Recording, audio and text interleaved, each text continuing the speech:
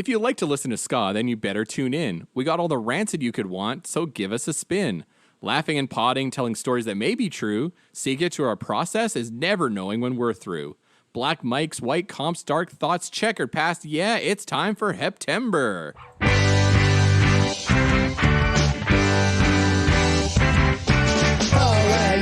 What the fuck you doing with your life these days?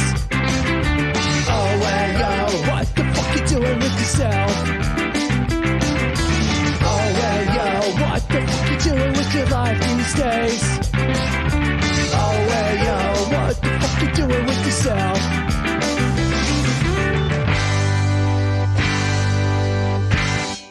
What up, Checkerheads? Welcome to Checkered Past, the Ska'd cast with Celine and Rob, the show where a Roots Radiculi ranks and a listed SKA explore the history and impact of a different band each episode. Hope to bring in new fans along the way. I'm Rob, King of Ska, and this is my sister and co-host, Celine Timebomb. Every time you say it. You did Rancid stuff. That did it in the last episode we recorded too. Yeah, Nope. it's all Rancid It's stuff. brand new. Which you will hear next week. Because we recorded this out of order. You're out of order. The whole damn system's out of order. And here for today's pre-show is engineer Joey Bastard. That's fun to say. That's funny. Yeah. And it's not untrue. Rob, King of Ska, and my sister and co-host, Lynn Timebomb. Celine, what was the Celine Agent Freeman? T. Celine McCall. Oh, it's not Celine Freeman. No. Yeah, you could be the Celine Freeman. Yeah, how Like about Freeman on the Celine land. Matt? Celine Matt. What's wrong with that? Celine Brett Reed. Yeah, well, that sounds nice. That's a nice ring, Celine Matt. This is my sister and co-host, Celine Matt. Actually, I can't take it. Celine Matt is very funny. This is loopy stuff. All right. We should tarry no further. This is going to be a jam-packed episode, and I'd like to make it not be too much for our poor listener. This is Heptember. You don't know all the month of financial position of our listeners. all September long. We're going to be doing a March Madness style bracket to pit 23 Rancid Ska songs against each other in head-to-head battle to determine once and for all the greatest Rancid Ska song of all time. Definitive. Thanks for everyone who voted their predictions. As of the release of this episode, you would still have time to get your predictions in at challenge.com/Heptember. The matchups are seeded based on chronological order, so earlier songs have a more favorable placement than the newer songs. And here's how it's going to work. So today is going to be the pre-show, and for the pre-show, we're going to be doing a history of Rancid and all their side projects from Operation Ivy to the present. So we can cover as much ground, set as the baseline for all of the Ska Rancid talk we're going to be doing over the next 4 weeks. So round one, next week, it'll be just the crew doing the eliminations. Then we'll have guests for round 2, 3, and the finals. So who is Rancid, you may ask? Huh? Who is dat? they? What? They are a punk rock band formed out of the ashes of Operation Ivy and other Bay Area punk and ska bands. They were formed to be a focus on the members' street punk and oi influences and embrace their love of the Clash. After squirreling around with the Berkeley label Lookout for a while, they signed with burgeoning punk label and friend Brett of Bad Religion's Epitaph to release the bulk of their albums. After flirting with major labels, they stuck with their guns and released And Out Come the Wolves on Epitaph to widespread critical acclaim and gold record status in '95. The second single, Timebomb, arguably kicked off third wave ska on the radio, began the band's multiple flirtations with ska music for years to come. The band would continue to have huge success, being one of the biggest selling punk acts, and in 2003 would release the major label-backed Indestructible, being the band's biggest album ever, peaking at 15 on the Billboard and cementing the band's legacy forever, further launching the members to rock star status, which they maintain to this day. And the members are Tim Armstrong, guitar vocals, Lars Fredriksson, guitar and vocals, Matt Freeman, bass and vocals, Brett Reed on the drums, and then later, Brandon Steinekart would take over the drum duty from Brett. So we talked about Operation Ivy a little bit. Let's just to set the stage of where we left off in the Operation Ivy episode we did. So you can go back and listen to that if you want a little first guested episode. Our first guested episode. Beer crushing. We're not going to... The beer crushing event. Event of the century. And this featured Tim and Matt. On the podcast? Yeah, we had Tim and Matt as guests. Go back and listen to it. Let's just listen to it. I picked Bank Shot just because I love it, and also Tim's the vocalist, technically.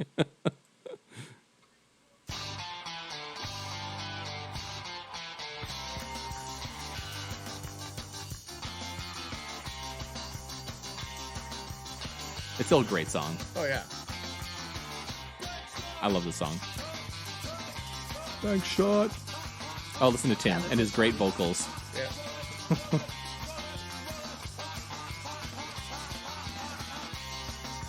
How is he both the fifth man and also one of the four men in the band? Nice. Hi. Is he saying hep or is it a hey? I don't know. It might be a hep. Might be a Might be a hep, might be a hay. Hay's at the farm. Hard to tell with Tim. You for already horses. said- Hay's at, yeah. So you say to kids, right? Yeah. Hey, Hay's at the farm. Yeah, well, Pays for that's what horses. you say to kids, I've heard you. That's a fun song. Yeah, Bank Shot's great. And so that's in 1989. And so from here, we're just going to make our way through the years to the present day. So what does Matt and Tim do next? They form a band called the Dance Hall Crashers.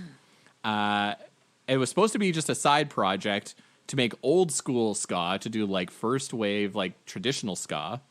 But they brought in a lot of local members and they kind of quit like right away. Basically right away they quit. Oh, so they started the band and then they pieced out? They pieced out so fast. They didn't even play a show.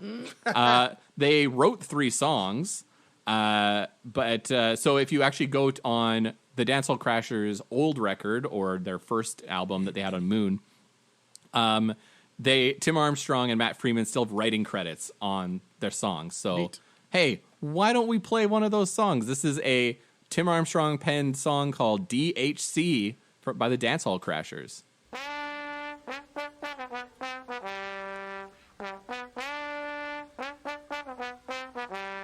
It almost sounds like the intro to like a Cats song.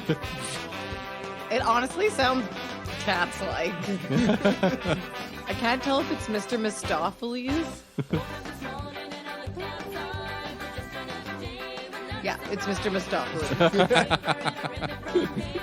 Why don't you sing over top of it? See if it works. Ever have I ever with something Mr. Mistopheles. See, That's not bad. Pretty good. Actually. Yeah.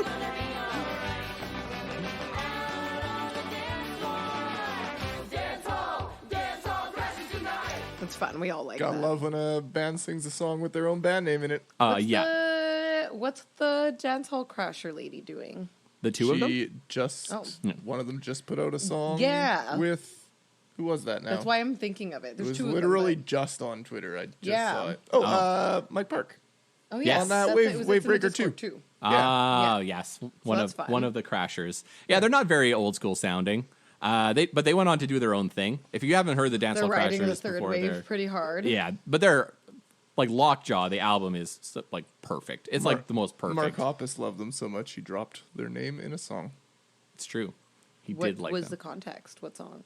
In Josie, the song about like having a I cool don't girlfriend or whatever. know, The Blink-182 like, song. Blink-182 lyrics. he You're says- asking. You mentioned he that as if that's says- common knowledge. She likes UL and DHC, which is Unwritten Law and Dancehall Crashers. That's true. I did know that. And the Dancehall Crashers are featured in Biodome. Oh, fun. I love Biodome. I love They are Biodome. Pauly they're Shore. listening to Lost Again in the car before they go to the Biodome. Fun. Pauly Shore likes ska, I'm sure. Purple Sticky Punch. That's what he calls ska. That's what he calls weed. Oh yeah. Same thing. Yeah. So that's a blip in the history because the next band they form is called Downfall, which is basically Operation Ivy without Jesse. It's Tim on vocals, Matt Freeman on bass, Dave Mello on the drums, Dave's brother on the guitar. Isn't Dave's brother the guy who played sax or something? One of them. Could have been. That sounds like that sounds right. Yeah, isn't Maybe that what does- Eric said back in the day? And maybe Dave's has multiple brothers that play different instruments, but maybe, yeah. Or it's the Can't same be. one. Went on to play guitar in Downfall. I mean, it wouldn't surprise me that someone who can play sax could play guitar. To be honest, Yeah, I'm actually, shocked. seems there are about lots of right. people who Saying do you're a that. horn boy, horn person. The band, Horn human.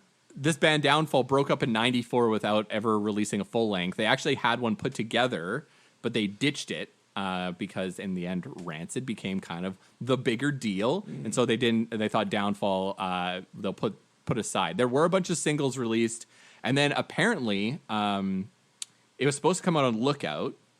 Got delayed. Brett Gerwitz stepped in and actually like remixed the whole thing to make it sound good, but then he shelved it. But then somebody at the Lookout state area, somebody in the Lookout sphere, they found the demo and just stuck that on the internet. So I pulled one of this. Ooh, I just almost hit myself. One of the songs here is called "The Storm," and this is by Downfall from their demo. Cool.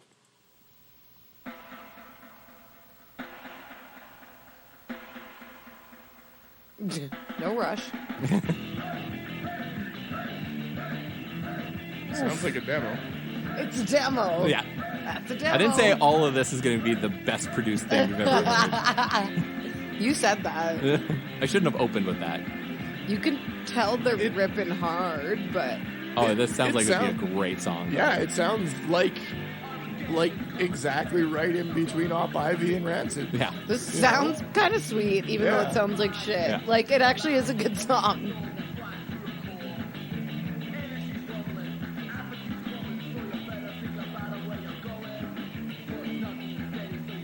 Yeah, it's pretty rad. This is rad. I think the chorus is sick too, if I remember. Yeah. It's a good song. Yeah. Yeah, Downfall could have been sick, actually. That probably would have been like. But I'm glad we got thanks. Rancid, I guess, but Downfall would have been Downfall would have been cool. would have been Yeah, cool. totally. Yeah, we're almost due for a Downfall reunion, aren't we? Well, I was gonna say, We could do like, one of those they could pop-ups almost, like Op Ivy. or they could almost just Pop-up. do like a, Pop Ivy. Up. Sorry. Pop Ivy. I was gonna say they could almost, Rancid could almost just do an EP where they like They just re-record the whole Downfall thing. That'd be pretty cool. Something I'd be like into that. Yeah. Tim, I know you're listening. Kevin's listening. So The Minion. the Minion and Stuart and Bob. Kevin is also a minion in a way. Slam. So Slam. Slam pig. Have you ever heard of a band called MDC? Millions of ducks Millions of being cannibalized. Dead? Cops. Yeah. Ooh. MDC. ACAB. Actually, Yeah. they had a thing though where They changed it every they album. changed it all Yeah. the time. ACAD. And as we All know cops from- are dead. Yeah. That's. I won't. ACAD. Don't. Hopefully nobody's listening. Look at my Google Home. Well, I just said millions of dead cops. But I said all of them. Oh, so much more cops. So many more dead cops than just millions of them. They're a radical left band from Austin, Texas. Really influential. Bands like Leftover Crack, Days and Days, anything that's in that kind of a vein really looks up to Millions of Dead Cops. In fact, on the Leftover Crack split, the MDC vocalist comes on to do a thing like, "Did you know there's an excess of pigs in the world?" Like, they do a whole thing. And in 1992, they had a whole bunch of lineup changes and needed a new bassist, so they brought in Matt Freeman to play bass on one of their albums. And this is a song from that album. The album's called "Hey Cop, If I Had a Face Like Yours," and the song's called "Beat Somebody Up." Is that a compliment? Yeah, No, he's like. they're not known for their subtlety. I'll just put that out there. Maybe he thought the cop was really beautiful. Like, oh, if I just had a face like yours. They called Matt Freeman because West Portland was busy. He might have been around. Not a bass player though. Oh, yeah. I always think he plays the bass. No, But it's just that random average guy that Plays plays the the git bass. fiddle. You don't play. This is a punk song. Yep. Yep. And Matt Freeman is playing the bass fiddle. That's a punk song. That's a punk song, and Yeah. it's punk as fuck. Yeah. Yeah.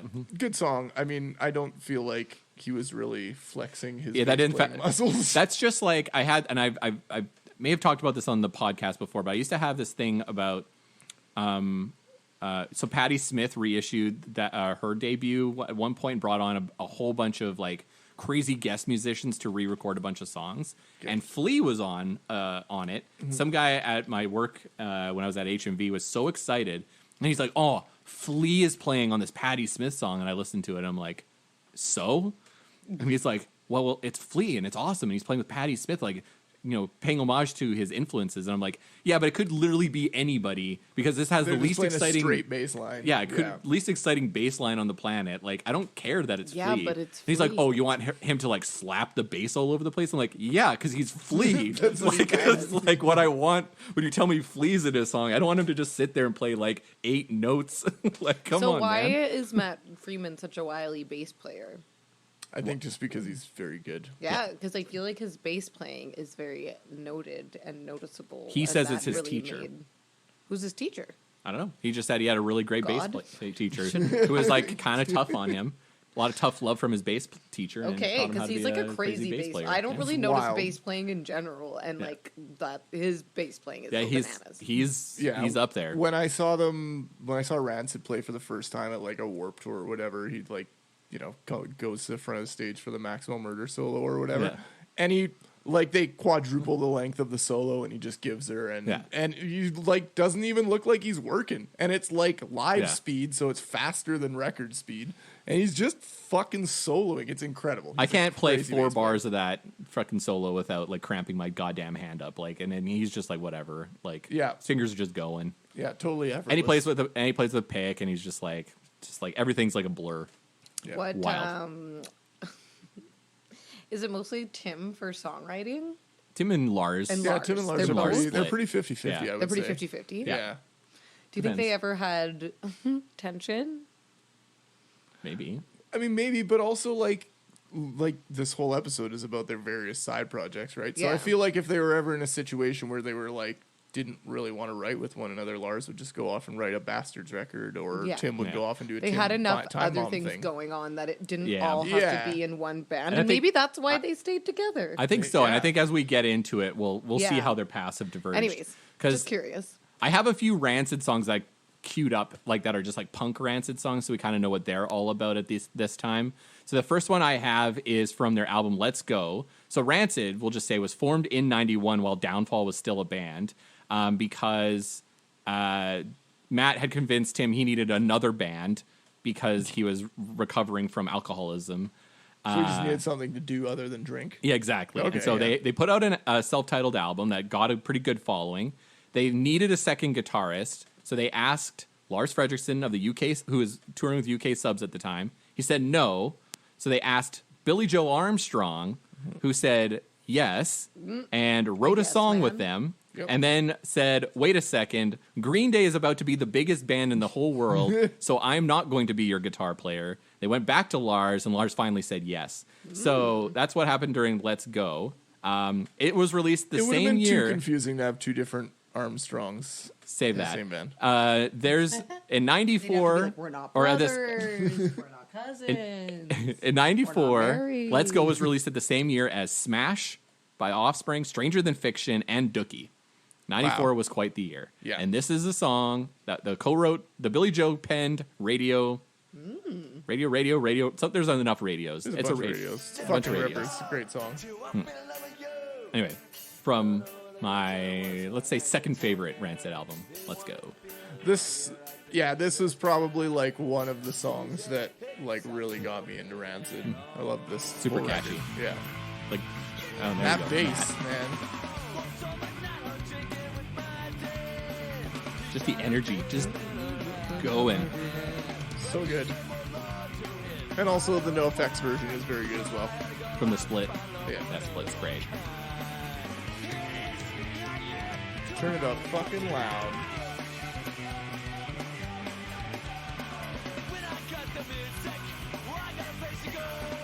Celine, when you were talking about Matt Freeman's bass playing, I think a big part of what makes him a great bass player is he carries so much of the melody in the band. Yes. Like a lot of the time when Tim does his monotone kind of singy thing, like most of the melody is carried by Matt playing the bass, right? Maybe that's why like kind of the monotone thing doesn't bug me as much. Yeah, possibly. With Tim. So in the following year, the band released "And Out Come the Wolves," which we talked about in the intro. And I mean, we'll hear so many friggin' songs off of that record once we get into the rounds. But if you've never heard Rancid before, again, this is probably the song that most people hear first. It's called Ruby Soho. This isn't a bad song, but it's been ruined. Yeah, this song is It's a real little our house. overplayed, yeah. This might be their Our House. Actually, I would 100%.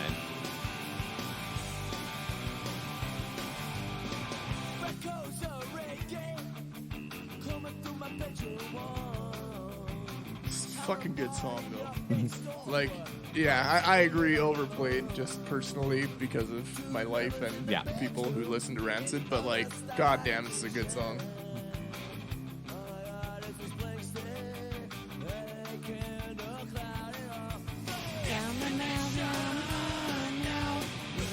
It's pretty bubblegum. Yeah, Like- it's pretty poppy. Yeah.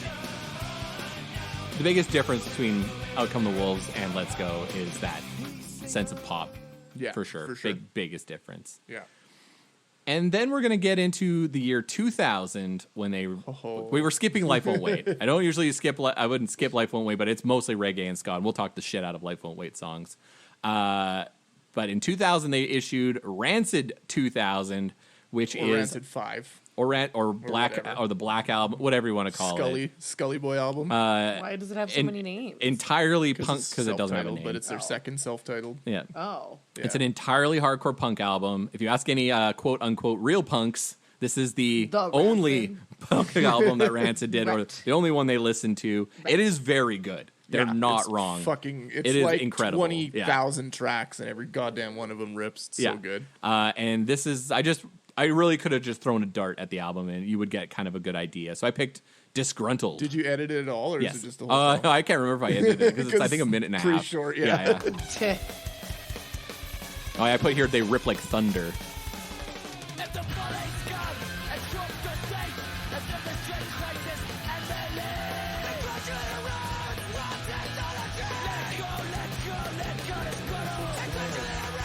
This is a Lars album for sure. This Oh, is for right sure. up his Very alley. Larsy.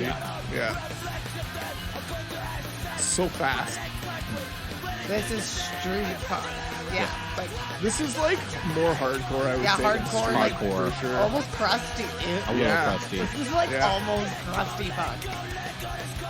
And this is a very good choice because it's very representative of the Yeah. whole record. Yeah, for it's, sure. it's That's not a good very. song, though. It's not Yeah. catchy. That's a very good song. They're not catchy. They're just like Yeah, barely they're a hook. good. Yeah, they all that pop sensibility that they slammed into Out Come the Wolves. Yeah. They went way more reggae on the next record, and then they just threw it all out the window for this record. Yeah. Then they came back. Yeah. Yeah. It's a good listen. It's worth checking out. So if you're following along from 93 until 2000, there were no side projects.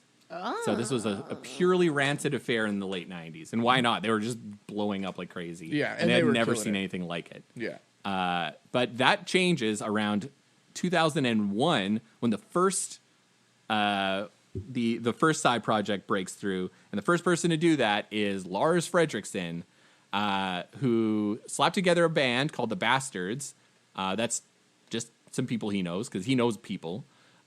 Tim Armstrong produced it and put it on his Hellcat label, which we'll talk about a bunch. So Tim Armstrong has a street punk, trad ska, psychobilly label called Hellcat, and I mean basically anything he puts his name to will usually go out on that, with some exceptions.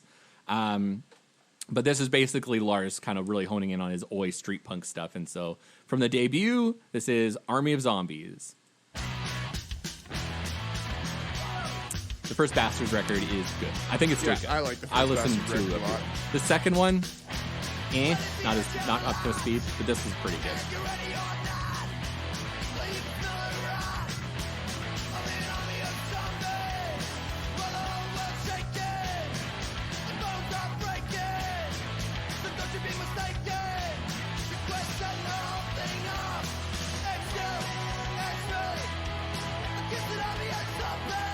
This album was really kind of a throwback to his UK Bombs past, for sure. UK subs. UK subs past, for sure. UK subs, US bombs. Yeah, US Bombs. Dang it. Mix them up.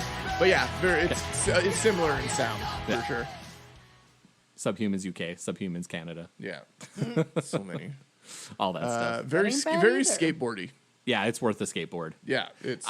I was going to pick the Billy Bragg cover because that's the one that everyone likes, the Tavern Have Not, but I'm just trying to avoid covers if I can. I mean, help that it. wasn't the most exciting song, to be honest. It's not for everybody. fine. It's Yeah. it's definitely like Lars's side projects are definitely a for him thing. Like he's like, this is the kind of music I like, and I'm just going to play it. It's very unpretentious, Which is Very fair. Which is fair, and also having an already big band and a friend with a record label, like why not? Yeah.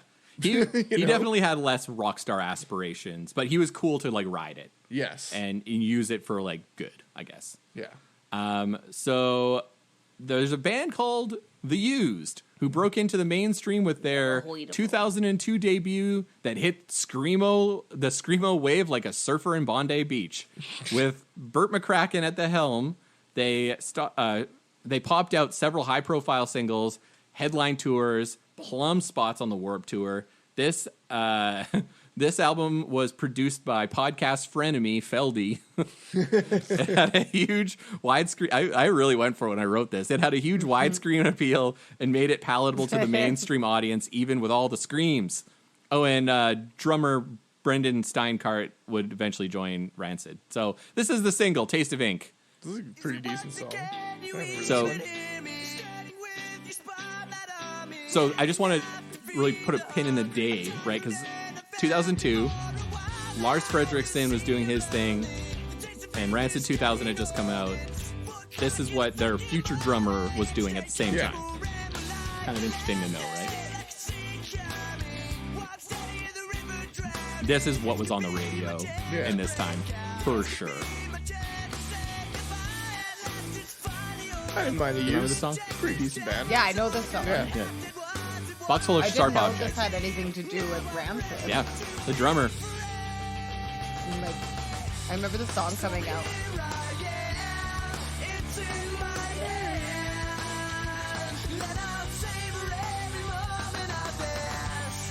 This is a pretty poppy song. Yeah. Yeah. Mind you, the Used had some like pretty gnarly, way more screamo-y songs. Yeah, too, so this is that was a this radio is the song radio for sure. song. Very normal for a screamo band to have like their pop song, and then you would get the album, and everything else is like pure Way harder. way Yeah. screamier. Yeah, Yeah, totally. way more dark. That's how they yeah. got you. I could That's see how a they lot of get ya. people hating that song. And then of course, so No, Lar- it's fine. so Lars was doing the Bastards, the Used was happening. What was Tim doing, you ask? Well, I know what he it was was time doing. for his first solo project. He hooked up with Blink-182 drummer Travis Barker and his roadie Skinhead Rob. Oh, yeah. And formed I was like, for what? And formed what would be called what I'm going to say is, and I'm not going out of my way to say this, a vanity project called the Transplants, which is a hip hop punk hybrid. That this is very love it or hate it. If you've never heard the Transplants before, Oh, get you'll ready either for love this something. or you'll hate this. This for You sure. hate, like, but it's so screamy, the rapping.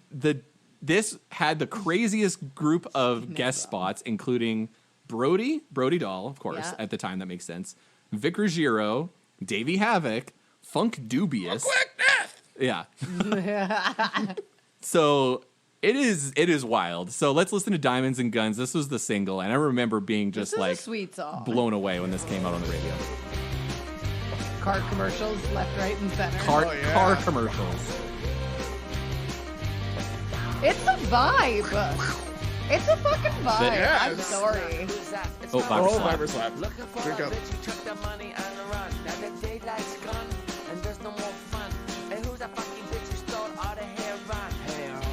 He rhymes fun with heroin. Yeah, but hair on. Hair not on. heroin. Yeah. I'd say this is not his best lyrics. Oh, Here he comes. yeah. In fact, we all die. Rob and I listen to this a lot, I think. Yeah. It's been a minute, but when it came out, I listened to the Transplants like fucking Pretty crazy. non-stop, me too. Unreal how much of an impact it had in my life.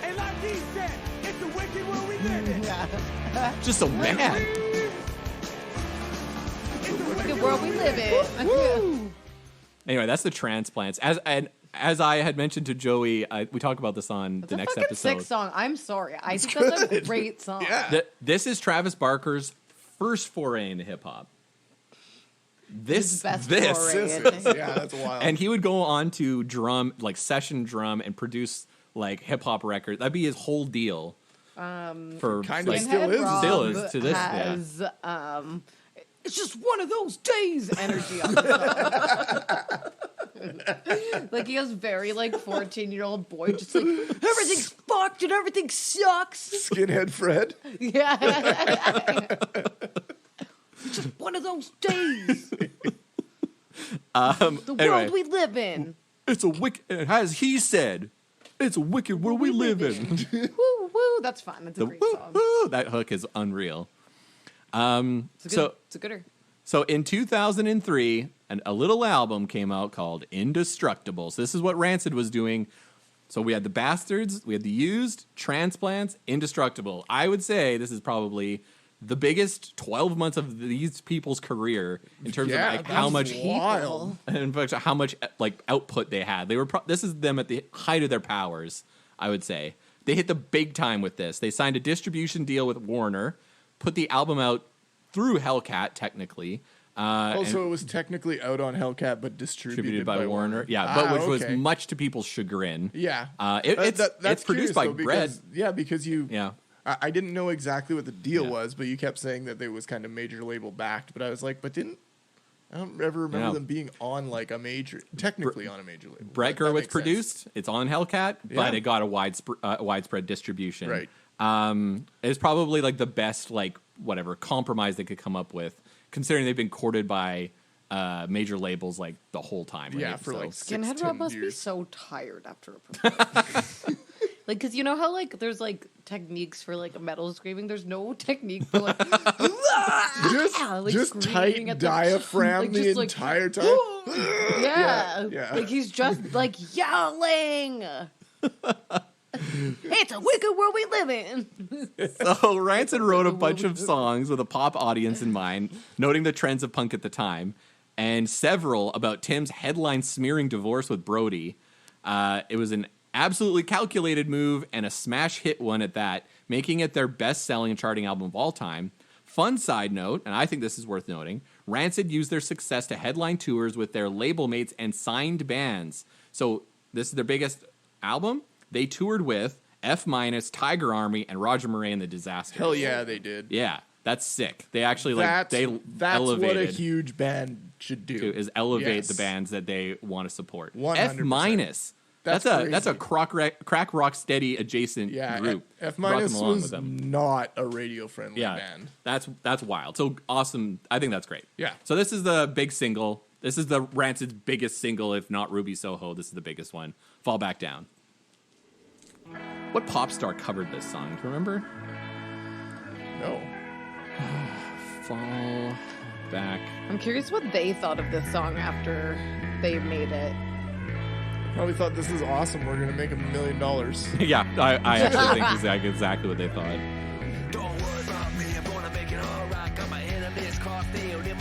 It's an okay song. You know what I mean? Yeah, it's good. My enemy's coffee or my enemy's coffin? Coffee. Coffee. Lights covered this song. Really? Cute. Yeah. Hands on. Yeah.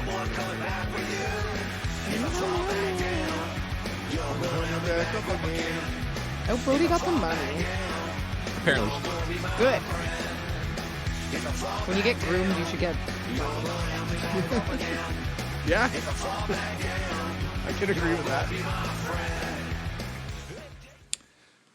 Well, that's- disaster to learn a lesson, you guys. Let's take a quick break, and when we get back, we'll finish off the pre-show. Here we go.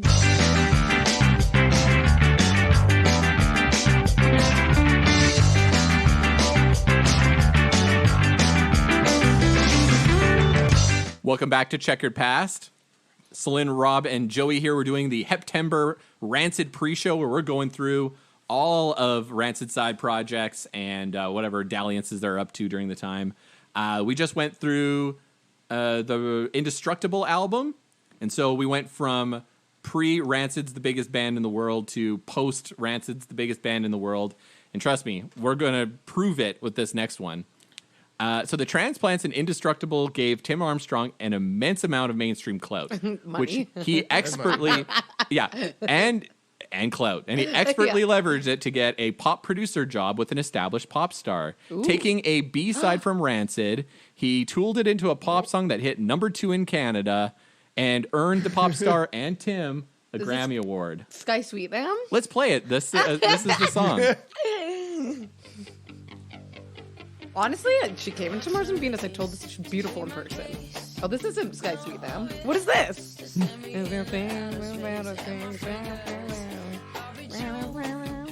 What is this? Give a guess. I can't remember the name of the artist.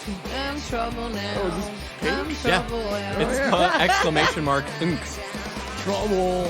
She's Hey, Tim Armstrong, their voice. Wow. I never noticed that. It is a Rancid song. That's funny. They took a B-side and he wrote it for if you Pink. just slur it and sing it like this, it Oh, him totally and is a Corey Rancid were song. probably buds.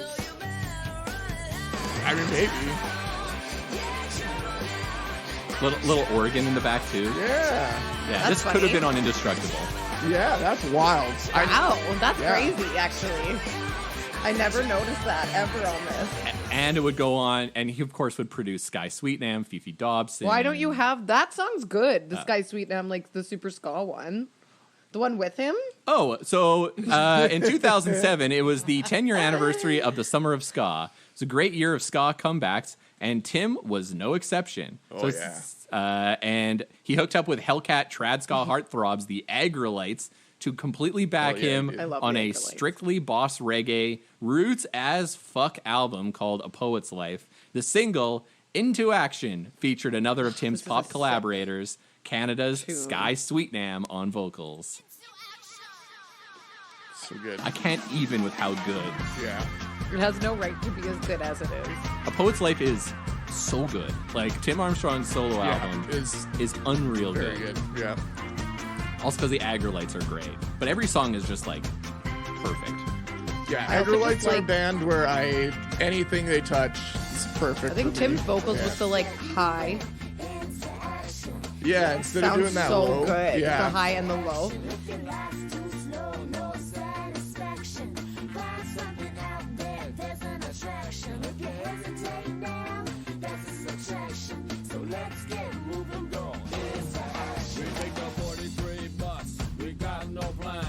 So good. It's unreal. It's so Yeah. good. I remember when this album came out, because 2007 is a good ska year. There's a lot of, like, Is this comeback fake and albums. Jamaican? I don't know. I don't know what Tim what it is. Armstrong Aiken. Yeah, because Yeah. it's not California. No, it's not. It's not New York. But not is he Jamaican. faking it? That's the real question. If he's not faking it, then it just is how he talks. Or Yeah, sings. fair. Like, I mean, the degree to which he does it is clearly intentional, but I think he just does it. Yeah. Let's get moving now into action. God, that's a fucking good song. Yeah, that's Yeah. a good song.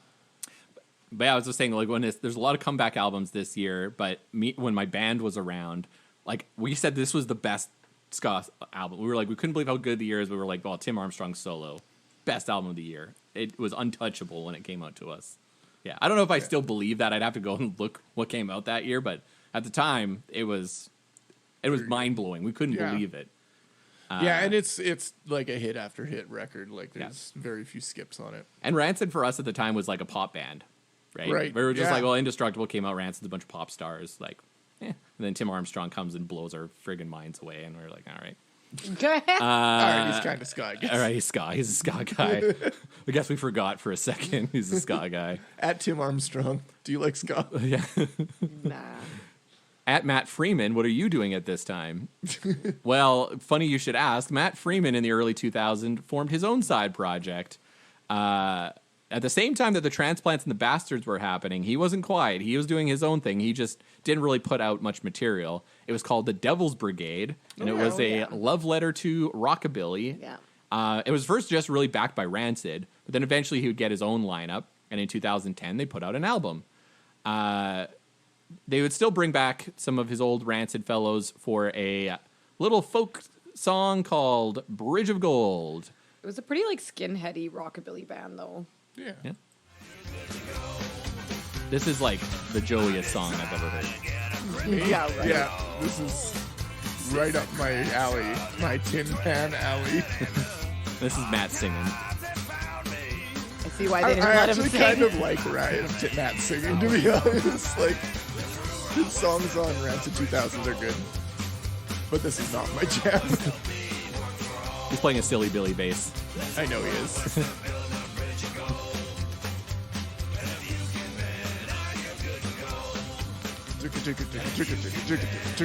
See, pas pour moi, even at the time, even when I was listening to this music, this wasn't for me. I was like, no. Music that goes along to the beat of a train is not for me. If it's just chugga chugga chugga chugga chugga chugga. This chugga, is train chugga, hopper music. Not a big Defiance, Ohio fan. Except not Never punk. heard of 'em. Oh yeah, no. Yeah, it's like train hopper music without it being punk. They're more punk rock usually. Like Devil's Yes, Brigade's usually a little that's bit more a softer. But Yeah. that one has all the They're on Rancid Give 'Em the people. Boots, I believe. The Devil's Brigade. Yes, they were. Yeah. The version of Devil's Brigade that had Rancid backing it is on Give 'Em the Boot. Do you know what's a sick Rancid adjacent song? What? The Necromantics cover of Dead Bodies. Oh, it's so good. and arguably better. Better, way And better. and even Way with my better. psychobilly distaste that is my own fault, fucking holds up. It has this like it does this like Bodies. it does this cool like little intro where it's like a little spooky intro. Yeah. And then it just like stops after like 30 seconds, and then Necroman does like a crazy like little bass riff, and then it just like kicks off for the And rest it's of the song. fast. And it's super fast. And what it's album awesome. did that one come from? Rancid 2000, Yeah, baby. that's a Rancid 2000 Yeah, song. it's a gooder. Dead Bodies. Dead Buddies. Yeah. So Tim Armstrong, so between 2005 and 2015, Tim was all about roots reggae. So much so that he used that mainstream clout that he made as a pop hit maker to get in the producer chair for Jimmy Cliff's album Rebirth. Jimmy even covered Ruby Soho on the album. Wow, really? That's wild. But he also gave a barnstorming cover of The Clash's Guns of Brixton, which was the single, which gave Tim Armstrong his second Grammy Award. Wild. This is Jimmy Cliff covering Guns of Brixton, which is a great song. Jimmy Cliff of Harder They Come fame. Out your front door. How you gonna come with your hands on your head or on the trigger of your gun? When the law breaks in, how you gonna go? Shut down on the pavement or waiting on death row. You can crush us, you can bruise us, but you'll have to answer to Guns of Brixton. When the money seems good and your life you like it This is a well. jam. Yeah. But I've heard this surely a time lots. will come. Well, Guns of Brixton is a Clash song, yeah. That's a Clash song. Yeah. We literally listened to this on our Clash episode. Sure did. Yeah. And it's a good song. Guns of Brixton. This is better. Yeah, it is. Yeah. It is. I agree. This Jimmy Cliff cover is next Yeah, level. this is better. The album's great. Very roots reggae. So not very ska, but like if you like roots reggae, the Jimmy Cliff Rebirth album that Tim produced, excellent. Very, Sweet. very good. I've never listened. So what was Rancid doing? I guess is the next question. I won't cover all the 3 albums that they put out, but they were only putting out an album every like 6 years. So I decided to grab just the song Honor Is All We Know from the album in 2014 of the same name. At this time, Brett Reed would have been changed over to Brendan of The Used. So we would see kind of his drumming style, but he was trying to absolutely emulate Brett Reed. Yeah. He wasn't trying to do his own thing. He was trying to be a Brett Reed He was trying to imitator. be the Yeah. drummer for Rancid. Exactly. Yeah. So I wouldn't call like these 3 records. They're not earth shattering. They're worth listening to. They're fun. If you want to kind of get an idea, this is Honors All We Know with the round table. Everyone gets a verse singing that they were doing in the 2000.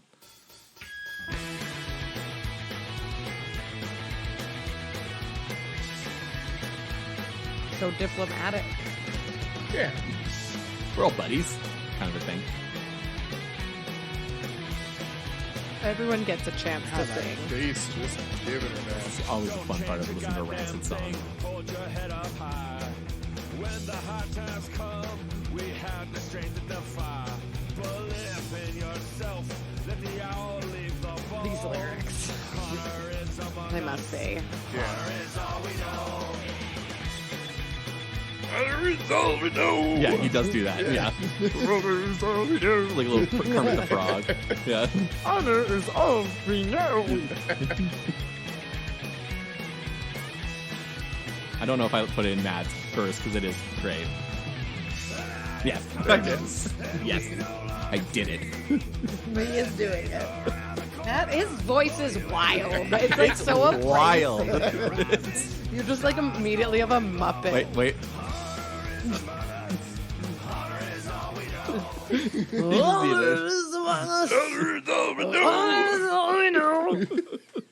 Just like, Imagine we get like Matt Freeman's like, hey guys. I love it. I I am love not his here voice. to It's shit so on funny. it at all. I think it's amazing, and he's built a career out of it.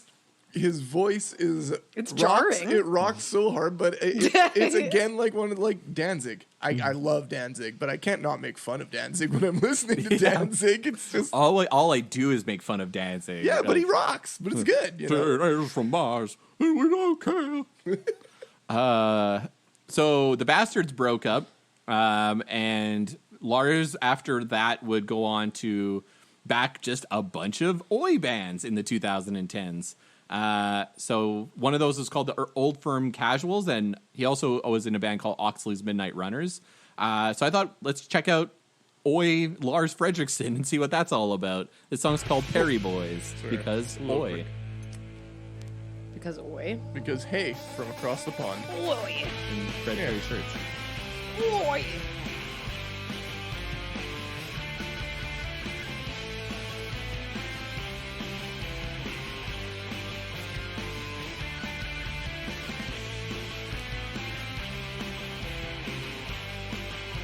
I just wish the song was faster. I think Yeah. that when I listened to this, I thought it should be faster. That's the way I feel about a lot of Oi. Like Oi doesn't really Yeah, do it it's for so me middle of because the it's just road. so slow usually. It's mid-tempo. Yeah. Mid-tempo, yeah. I guess mid-tempo is more accurate. That's why I can listen to bands like, I don't know, I know this is adjacent, but like, I like the Briggs. I think the Briggs are fun. A little more like street Yeah. stuff like that. Or Swinging Utters. Actually, this isn't bad. I don't mind this at all, actually. This is not bad. Oh, this is very like shouty. I All can the like songs hang, are very... I can bang my head. Yeah, okay. This is kind of sweet. Ugh, I'm not one to like a skinhead anthem, but this is pretty good. Yeah. And he was doing what in this? Just playing guitar and Singing. singing? Oh, okay. I wrote some songs. He was pretty like not Muppety on that though. That was That was Lars, Oh. not Matt Freeman. Okay, Lars and Matt Freeman, like I know one sounds like a Muppet and one doesn't, but sometimes it's hard to tell. Lars sounds like he just drank like a pint of acid and like Duh. he's trying to choke it out. Yeah. Whereas Matt Freeman has digested the acid. So And was made by Jim Henson. it was burning Jim's poor hand. Yeah. Tim Timebomb, let's talk about it. 2012, Tim put out a song every day. Really? Yep. 365 songs. 365. Wow. From October 29th, 2012 My name is Tim, to I'm October here to 29th, stay. 2013. That's too much time. It on was hands. a mix of demos, covers, reworkings, acoustic songs, collaborations, just stuff he had lying around or stuff he was doing.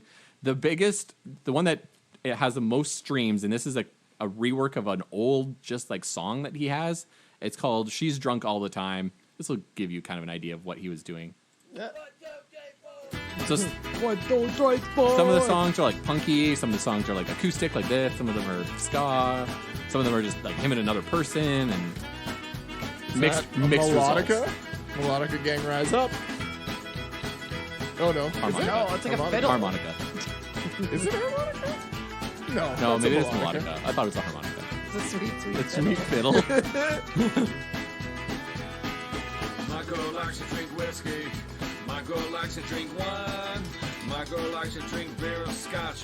It's like a song he wrote in like the 90s. It was really old Yes, I song. love my baby, but she's drunk all the time. This is rockabilly lyrics. Yeah. That's a rockabilly lyric. Oh yeah. This could just easily. This is basically a rockabilly song. Yeah. Oh, it's because it's got also the 16 bar blues thing. Yeah. If he just did, my girl likes to drink a whiskey. My girl likes to drink a beer or scotch. Yes, I love my baby. But she's drunk all the time. Let's go. You know, the visual's very important. So for the patrons, I hope to God you're watching Celine really go for it. And if you're not a patron, join up so you can watch it. It's totally worth it. I had a crooner mic. I slicked back my hair.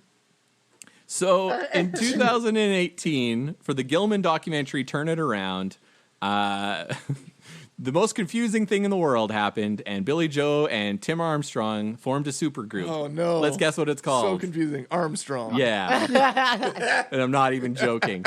Guess who else is also in the band?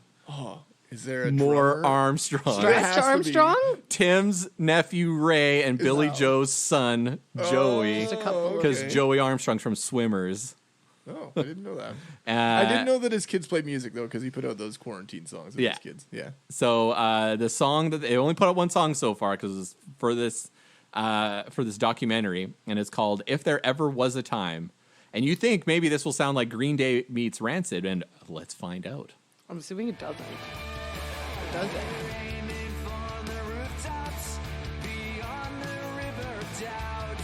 Okay, well, right now it It does. kind of does, yeah. Yeah. Yeah, there's no subtlety here. No, it's pretty down the line. This is Green Day and Rancid getting together.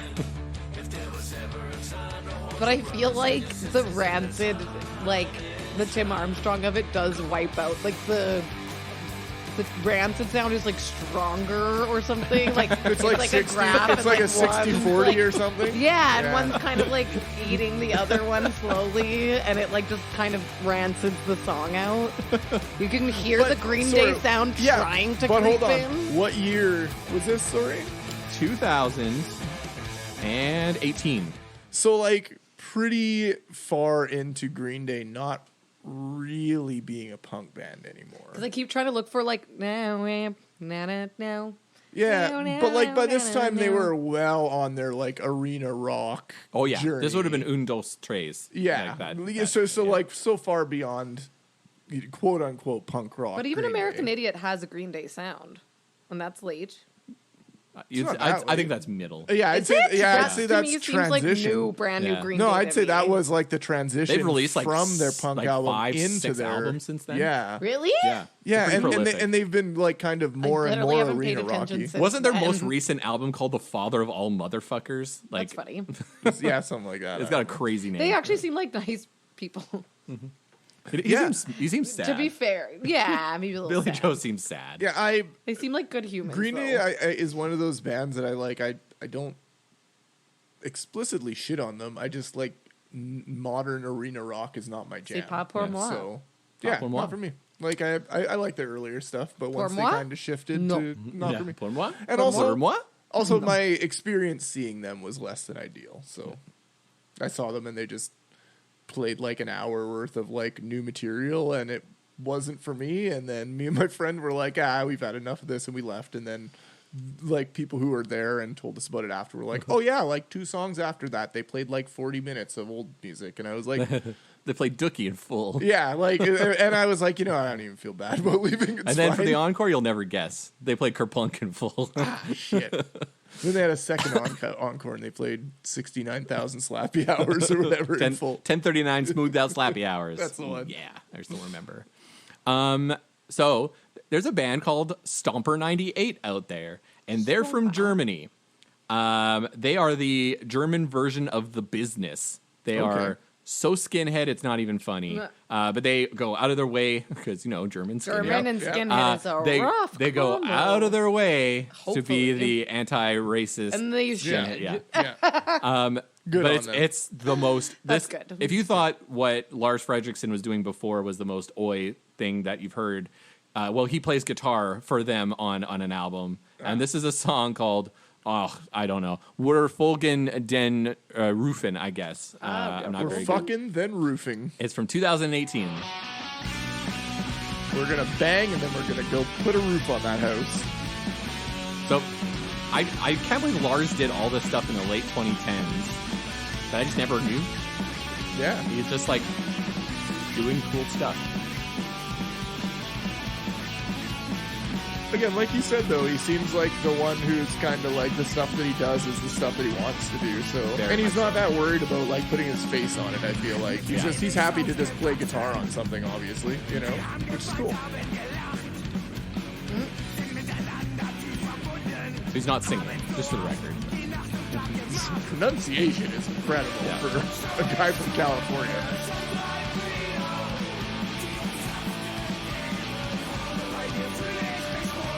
Yeah, that's pretty skinny.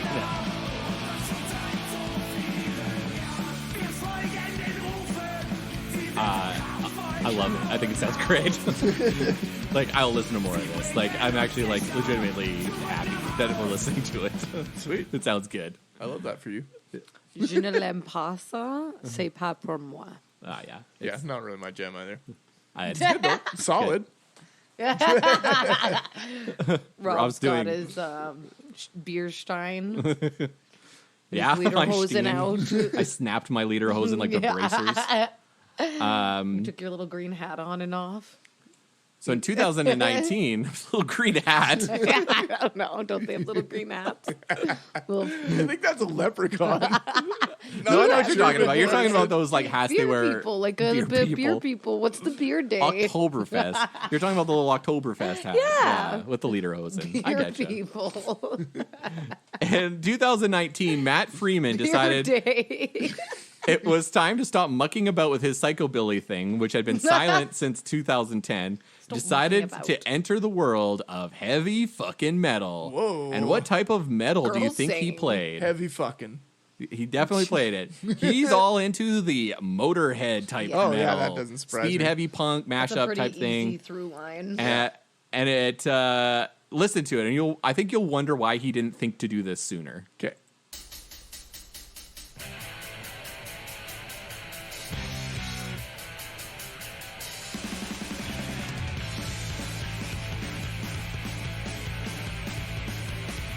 I'm already pretty into this. This is pretty sweet. See a little bass drill. Yeah.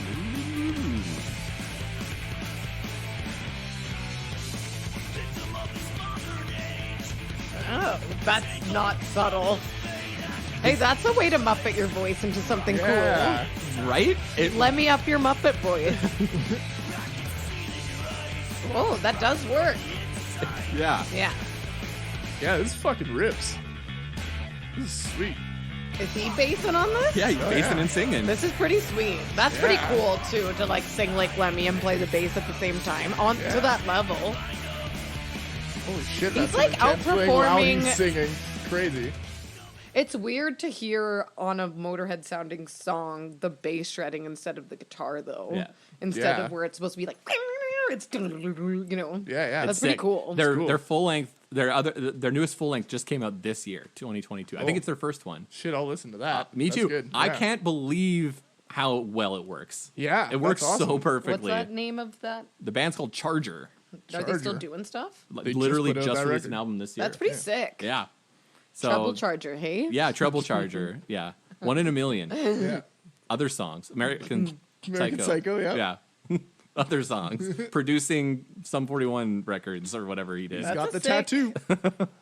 Sick sound. The treble charger sound. Yeah, I think it's pretty typical of No, its time. the other one. the The the normal charger. the normal Charger. Not the treble. The bass charger. Not a Yeah. treble charger. The Dodge Charger. I'm the bass untrebled charger. Charger. That was a treble charger. The last song, we did it. We got to the end. Yeah. That It's was 21 songs already, you guys. yes, we flew through it. Yeah. This is 21 by a Pilots? band called The hope not. Crew. Did you hear of The Crew? This seems like this would have crossed Yeah. your desk. I've heard of Yeah, them. Motley Crew. Yeah, they're pretty motley. Treble I learned a bunch of their songs. I've heard of The Crew, but they're one of those things where it's sort of you see references to them, but you don't actually know what it is. So I don't actually Came know out what in it is. 2021. It is a super group formed by Tim Armstrong, again, this time to fund a charity that gives musical instruments to schools. And it featured Tim Armstrong on vocals, Mike Muir from Suicidal Tendencies on co-vocals, Matt Freeman on the bass, and Fletch and Byron from Pennywise Oh. on guitar and drums. That's quite the mashup of. And the name is a reference to 7 Seconds. And the one Joey song that likes they that put band. out is called One Voice. So let's hear it. Charity song, One Voice. Got the Curious F to word hear in it what a lot. Mike Muir and Tim are going to sound like together. That's kind of a weird mix. That guitar is Fletcher. It's so Fletchy. Yeah. That guitar right there, the most Fletcher. Yeah. When he stops playing. Oh, yeah, yeah. This bass guitar, so Fletcher.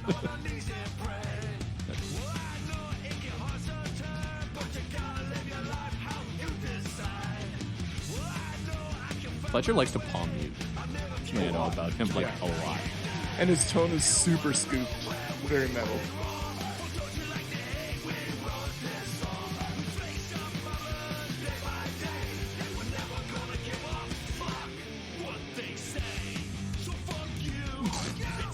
Okay.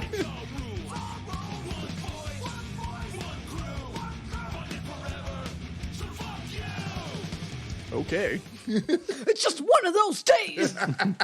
Except they're all like 40, Yeah. 50-year-old men. It seems the lyrics seem a little It can juvenile still be for one their of those age. days when you're 50. I Rob. know it's just like it was a little teen angst, but if they're doing it for kids in school, maybe they're just like, yeah, we're gonna make a song So- for all those kids. This is to who give don't have elementary schools a bunch of saxophones. Yeah, so fuck you! Yeah. And fuck you too. But maybe. I don't know if I can put out more music. Maybe though, the deal is to get more of the Tim Armstrong signature series Fender acoustic guitars into elementary schools. Doesn't he play? Hands of Doesn't he play a children. Gretsch? Yeah, but he has like a Fender Oh. like Hellcat, like it's got a little Hellcat thing on it. Oh, okay. Yeah, he has. Yeah, he has his own like a Tim signature Armstrong guitar. acoustic guitar. We are the crew, and we say fuck you. And then we said fuck you too. We are the crew. Did you just write this song?